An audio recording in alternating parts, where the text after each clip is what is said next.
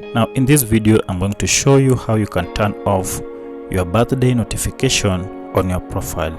Now if you are getting disturbed or distracted by too many notifications on your birthday, you can easily turn them off and none of your friends will receive notification on your birthdays, and neither will you also receive notification on your friends' birthdays.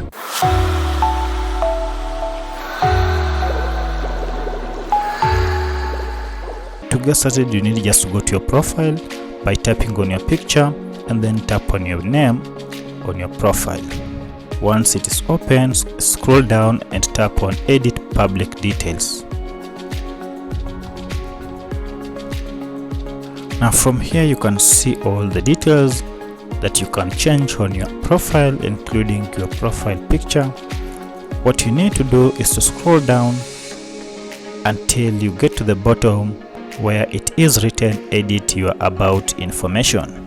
So click on Edit Your About Info. Now from here scroll until you get to Basic Information. Now the Basic Information section will contain your gender and your birthday details. Now go ahead and click on Edit.